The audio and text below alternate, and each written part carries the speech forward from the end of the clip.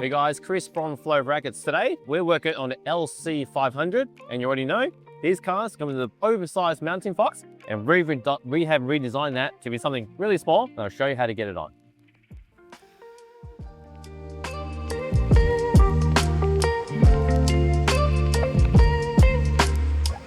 So we're working on a facelift LC500, and these have this big box. Now I think they give you a big box so that way you can fit any number plate onto it, but doesn't look very good. So we have redesigned this completely and shrunk it down to this size. And to install it is quite easy. Just take everything off the car by taking out the screws that you see, and everything will drop out.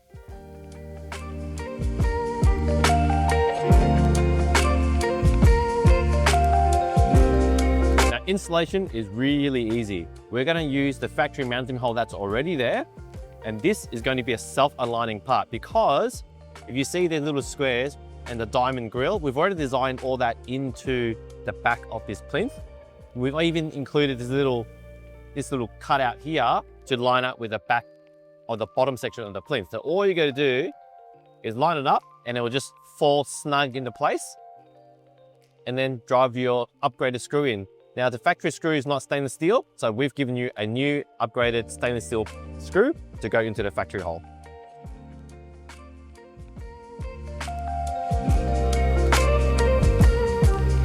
Now that we have the plinth on, it's time to choose a number plate bracket that suits your number plate style. So for example, if you're going to install Victorian heritage plates, grab the bracket that matches this size on our website. This will bolt to the plinth, followed by the bracket.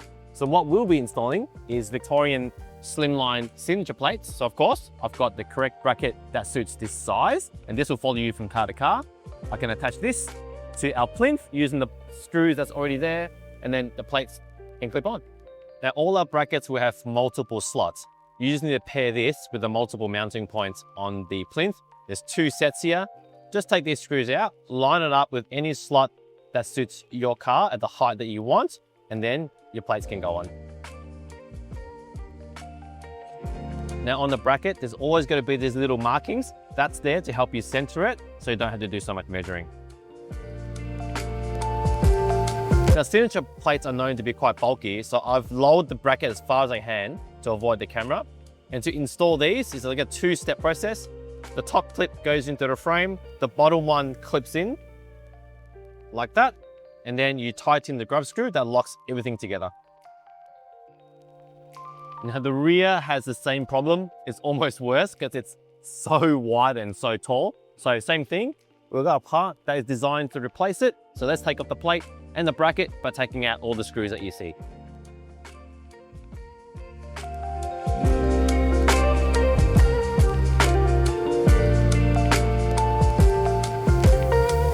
So now behind this box, you will see all the holes that are behind the bumper.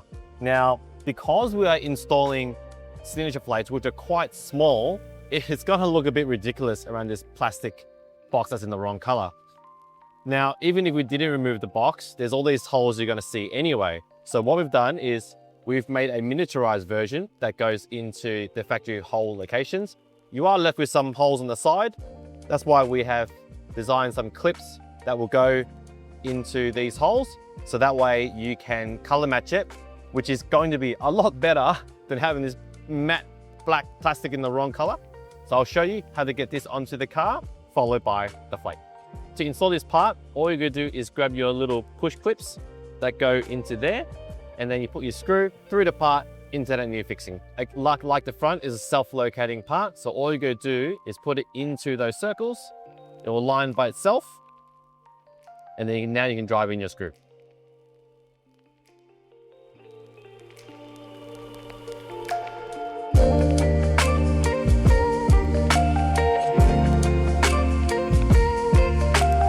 Now we can install a bracket onto our rear miniature plinth. All I gotta do is line up the slots with any of these mounting points by using the screws that's already there.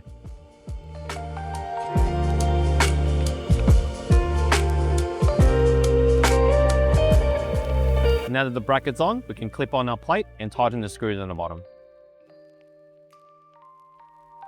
And that's the rear box removed.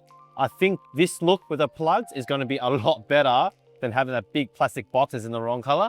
but it really depends on your plate.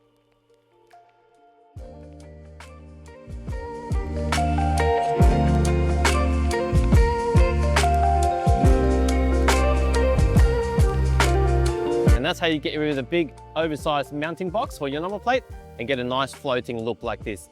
Now just remember, you do need 2 parts. You need a plinth that suits the car and a bracket to suit your number plate style to complete the mounting solution. So I hope you found this video useful, and thanks for watching.